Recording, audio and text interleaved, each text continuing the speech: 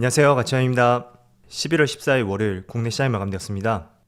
자, 오늘 시장 흐름은 그렇게 나쁘진 않았던 것 같은데 체감상으로는 썩 좋지는 않았을 거예요. 왜냐하면 많은 개인들이 보유하고 있는 대형주들, 특히 시가총액 상위 종목들, 삼성전자, SK하이닉스, LG에너지솔루션 이런 종목들이 조금 많이 빠지면서 그렇게 체감상으로는 좋지 않았을 것 같아요.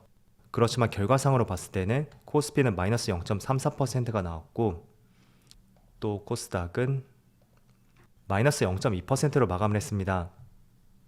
그리고 이어서 코스피의 수급을 보면 오늘은 반도체 관련주의 흐름이 좋지 못했었고, 또 2차전지 안에서도 LG에너지솔루션 3%의 급락이 나왔습니다. 그리고 LG화학도 조금은 빠지는 모습이 나왔고, 반대로 삼성 SDI는 오늘 빨간불이 들어왔어요. 그래서 2차전지 내에서도 조금은 다른 흐름이 나왔었고, 이게 코스닥 내에 있는 소재 기업에서도 그런 흐름들이 조금은 나오더라고요. 반면에 오늘 자동차 관련주는 좋은 흐름이 나왔었네요. 또 코스닥은, 코스닥도 2차전지 소재 기업 내에서 에코프로비엠하고 첨보 오늘 흐름이 상당히 좋았어요. 그런데 LNF는 오늘 조금은 다른 움직임을 보여주었고, 그리고 게임주도 오늘은 조금 하락하는 모습이 나왔습니다. 자, 이어서 코스피의 수급을 살펴보면 오늘도 외국인의 순매수가 들어왔어요. 반대로 기관은 나홀로 순매도가 나왔고, 그래도 오늘 거래대금이 10조 원을 넘어섰어요. 금요일에 이어서 이틀 연속으로 넘어섰고, 확실히 최근의 수급은 과거하고 달리 그래도 수급이 들어오는 것 같다, 이렇게 생각이 드는 것 같습니다. 또 코스닥은 반대로 코스닥은 오늘 기관과 외국인의 동반 순매도가 나오면서 조금은 쉬어갔다고 볼 수가 있겠네요.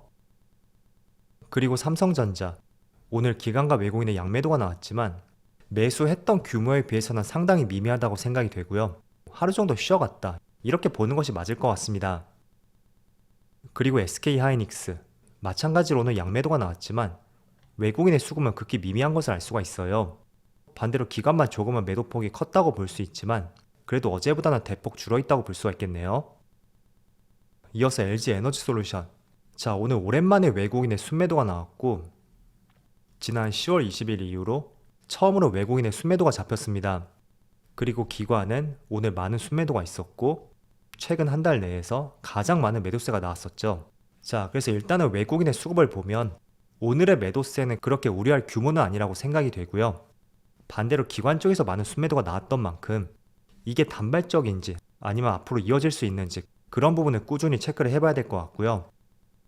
반대로 오늘 상승이 나왔던 삼성 SDI는 여전히 외국인의 순매수와 기관의 순매수 꾸준히 이어지고 있습니다. 그래서 오늘은 조금은 다른 움직임이 나왔었네요.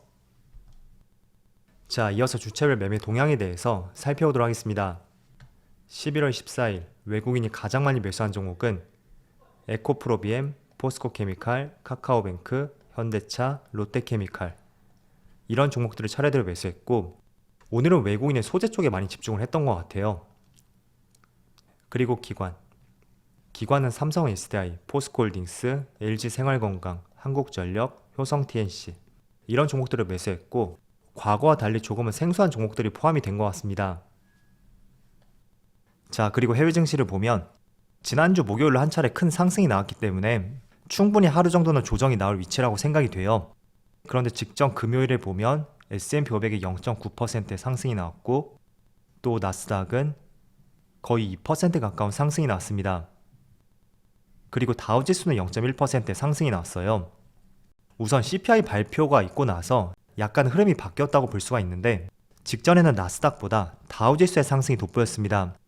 그 이유는 기술주보다는 가치주 쪽에서 조금 더 많은 수급이 들어왔었고, 이와 관련된 업종들이 주목을 더 많이 받았었잖아요. 대표적으로 고배당주, 그리고 음식료 업종들, 그런 기업들 상대적으로 좋은 흐름이 나왔었다면, 확실히 CPI 지수 발표가 있고 나서 기술주가 포진해 있는 나스닥 쪽이 조금 더 좋은 흐름이 나오는 것 같습니다. 자, 그래서 앞으로는 12월 CPI가 어떻게 나올지 모르겠지만 제가 꾸준히 말씀을 드린 의견 하에서 본다면 이번이 7.7%가 나왔었죠. 분명히 7.5% 이하로 떨어질 가능성이 높다고 보고 있어요. 물론 제가 보수적으로 잡은 수치고요. 이보다 훨씬 떨어질 수도 있겠죠. 그래서 그런 기조가 계속 이어진다면 다시 가치주에서 성장주 쪽으로 앞으로는 그 흐름이 바뀔 가능성이 있고요.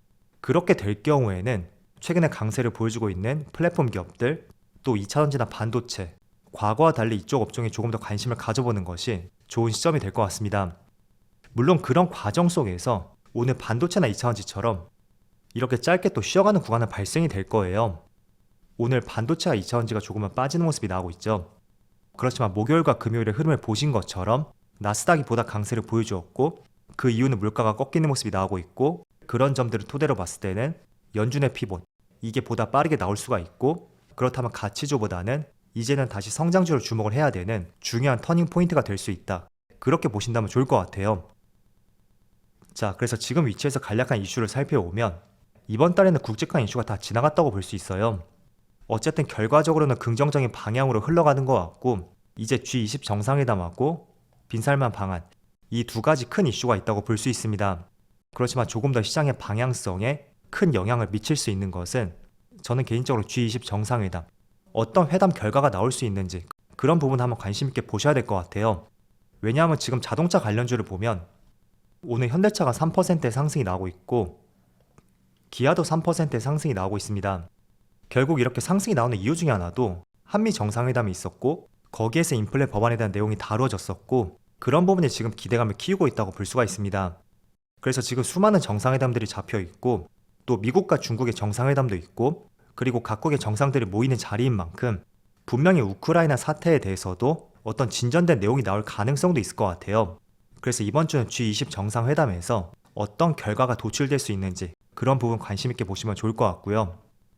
그리고 추가적으로 이 내용을 좋은 내용으로 봐야 될지 모르겠지만 하원 쪽은 공화당이 지금 다수당이 되었잖아요.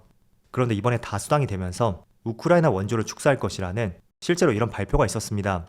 자, 그래서 젤렌스키 대통령도 공화당을 맹비난했었고 이런 부분이 어쩌면 러시아와 우크라이나 관계에 있어서 어떤 합의점에 도달하는 시간이 짧아질 수도 있다. 그렇게 볼 수 있는 것 같아요.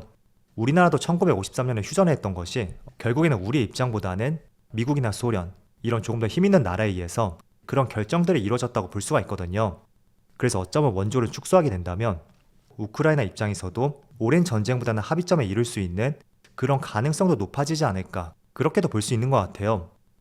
그래서 최근에 이런 기대감 때문인지 우크라이나 재건 관련주가 조금은 강세를 보여주고 있고 특히 최근 들어서 선거 시점을 하여금 이런 강세 흐름이 조금 더 이어지는 것 같습니다. 오늘은 조금 빠지고 있지만 그래도 이번 한 달 동안에 23% 굉장히 큰 상승이 나오고 있어요. 그리고 데모도 마찬가지죠. 이 종목도 우크라이나 재건 관련주라고 볼 수 있는데 이번 달에 굉장히 강한 상승이 나오고 있고 이런 부분이 사전에 공화당이 다수당이 될 가능성이 높아짐에 따라서 전쟁에 대한 합의가 조금 더 빨리 이루어질 가능성이 있고 그게 지금 시장에서 이렇게 나타나고 있지 않나 그렇게 볼 수가 있겠죠. 다만 주말 사이에 나온 기사를 보니까 상원은 민주당이 다수당을 유지했다는 내용도 있더라고요. 그래서 이렇게 될 경우는 다음 달에 조지아주의 선거와 관계없이 하원 쪽은 공화당, 상원 쪽은 민주당이 다수당이 되었고 이제 선거가 완전히 끝났다고 볼 수 있습니다. 그래서 이제는 조금은 불확실한 재료가 소멸이 된 만큼 연말에는 어떤 흐름이 나올 수 있는지 한번 같이 지켜보시고요. 그리고 굵직한 이슈도 많이 지나갔고 또 다음 달 CPI 발표도 분명히 꺾일 것으로 예상이 되는 만큼 최소한 연말까지는 좋은 흐름이 이어지지 않을까 약간의 긍정적인 생각을 가져보는 것도 좋은 시점이 될 것 같습니다. 다만 코스피의 흐름을 보면 지금 지난달부터 오늘까지 지수가 15%의 상승이 나왔어요. 그래서 과거의 흐름을 보더라도 조금은 단기간에 빠른 상승이 나오고 있다는 것을 알 수가 있고요. 때문에 물가지수가 하락했고 또 많은 굵직한 이슈가 끝났지만 시장에 쉽게 상승하지는 않을 것이다. 항상 그 점을 기억을 하시고요. 다만 직전 저점을 이탈하는 그럴 가능성은 높지 않다. 저는 이렇게 보고 있습니다. 그래서 개인적으로 저는 이렇게 바로 또 큰 상승이 나올 가능성은 희박하다고 생각이 되고요. 이 구간에서 박스권을 만들면서 약간은 횡보하는 장세를 보일 것이고 또 다음 달에 기다리고 있는 많은 굵직한 이슈들 그런 것들의 재료 소멸과 함께 그 시점을 하여금 시장이 한 번씩 튀어오를 수 있는 이와 같은 흐름이 나오지 않을까 그렇게 판단하고 있습니다. 그래서 물가도 꺾이는 것 같고 중간 선거도 끝난 만큼 이제 본격적인 상승이 나올 것이다. 너무 그런 부푼 기대감을 가진다면 또 남은 2022년이 실망으로 바뀔 수가 있겠죠. 그래서 시장이 조금은 돌아서는 것 같지만 그게 빠른 상승을 보장하진 않을 것이다. 그렇게 보시고 다만 과거처럼 이렇게 시장이 급격하게 빠지는 이런 시점은 조금은 지나지 않았을까. 행여나 온다고 하더라도 당분간은 오지 않을 가능성이 높지 않나. 그렇게 보신다면 좋을 것 같아요. 자, 그리고 코스피의 PBR 한번 보시면 지금 코스피 PBR이 0.96까지 올라왔어요. 제가 한 달 전쯤 그때 여러 차례 엑셀로 한번 보여드렸던 것 같아요. 그 당시 코스피 PBR이 0.83 정도?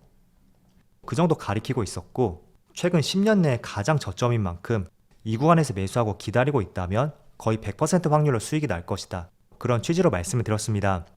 그런데 지금 많이 상승을 해서 거의 1.0 가까이 올라왔어요.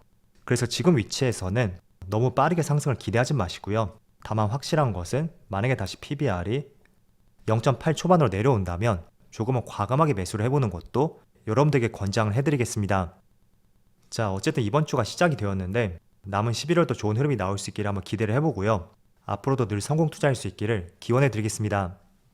자, 그럼 오늘 영상 여기서 마치도록 하고요. 언제나 여러분들의 성공 투자를 기원하도록 하겠습니다. 감사합니다.